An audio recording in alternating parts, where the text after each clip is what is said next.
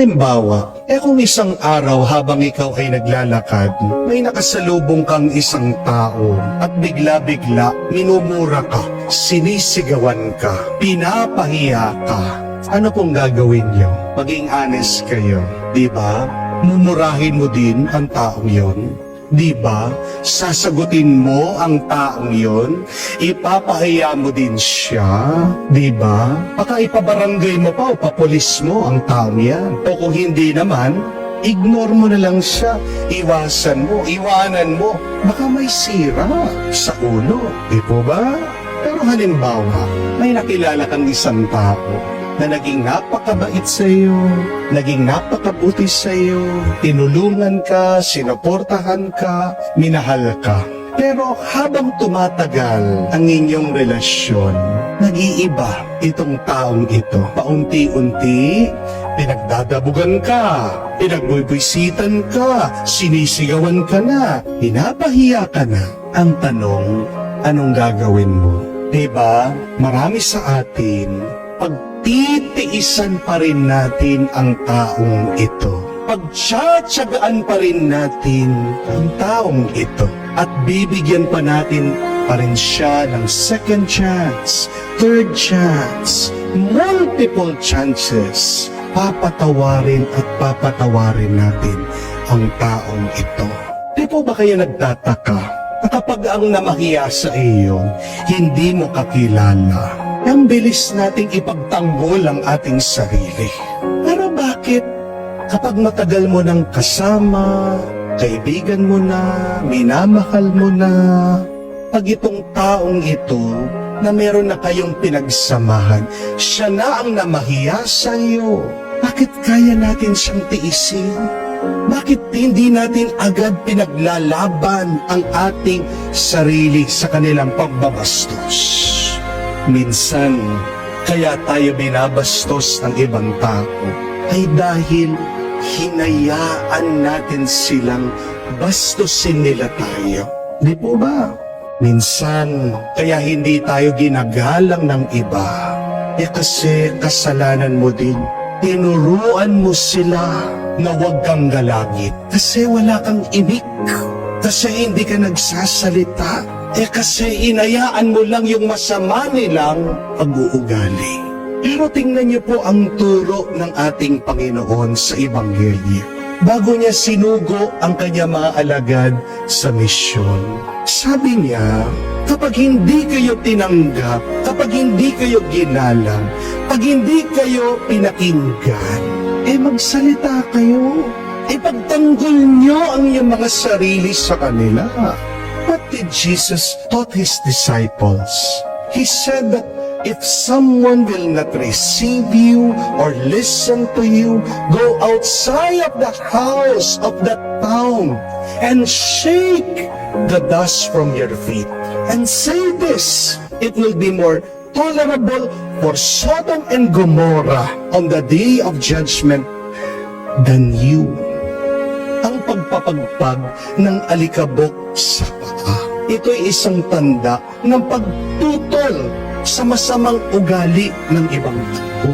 Tingnan niyo po, tinuturuan sila ni Jesus, huwag magpaabuso sa ibang tao. Yung kapatid, isang magandang paalaala din yan. Kung hindi man mabuti ang ginagawa ng iba sa iyo, kailangan sabihin mo, huwag ka lang manatiling tahimik kapag sinasaktan ka ng ibang tao. Kasi kung hindi ka magsasalita, aakalain nila na okay lang na bastusin ka. At pag hindi ka nagsasalita, ipagpatuloy nila ang pananakit sa iyo. My dear friends, I hope that all of us would understand this.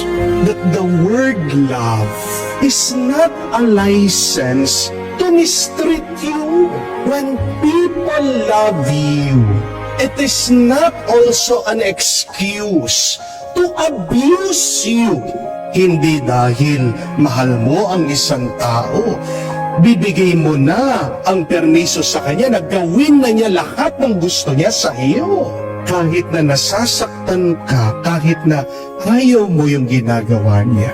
The most basic sign of love is respect. Amen? And when there is no respect, you can be sure of this, there is no love.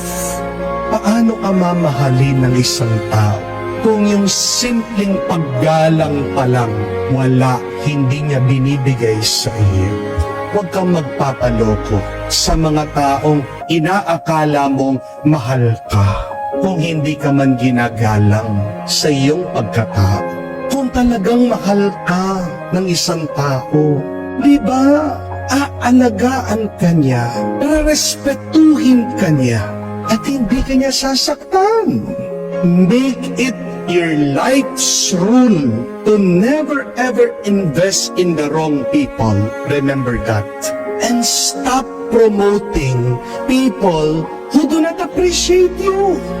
Bakit kung sino pa yung mga taong binababa ka, sila pa yung binibigyan mo ng halaga, sila pa yung palagi mong iniisip. We must make it a habit to demote people who do not value you. Mas itaas mo, mas iangat mo, mas pahalagahan mo pa sana yung mga taong pinapahalagahan ka. Amen? Kasi kapag inubos mo ang oras at panahon mo sa mga taong walang galang sa iyo, babasagin nila ang saya mo. Sisirain nila ang pagkatao mo.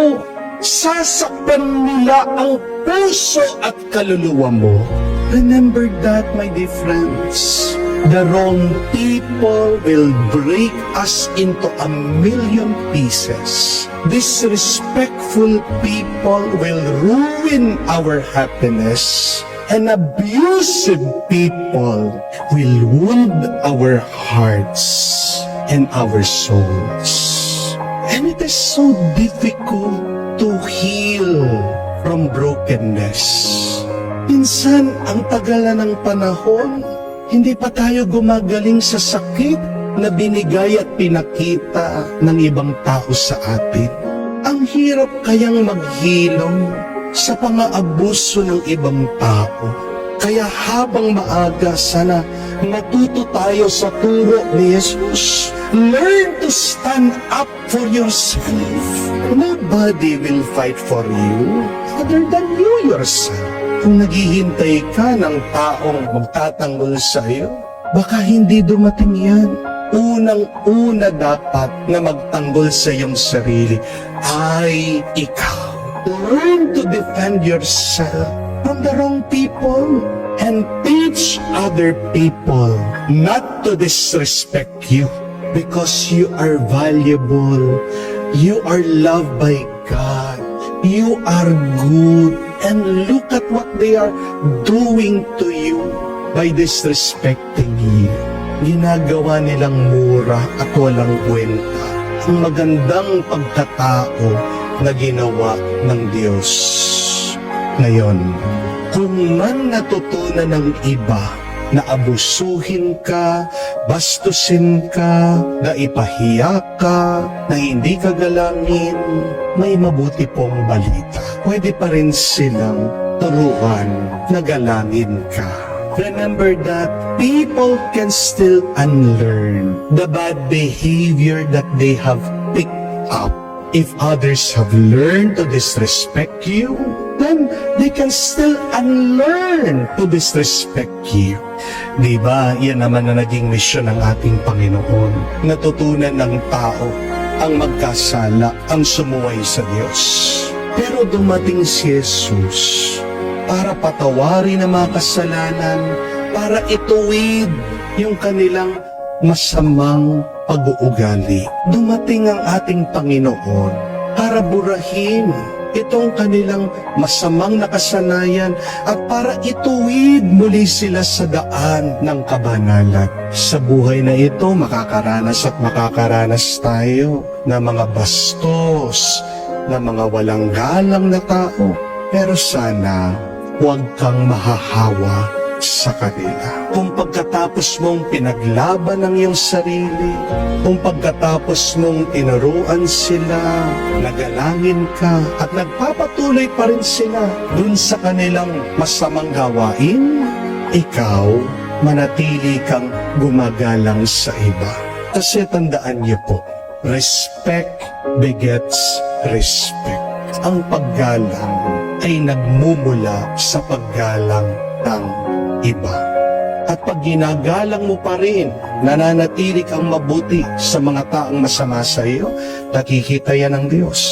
At pagpapalain ka niya, hindi ka niya pababayaan.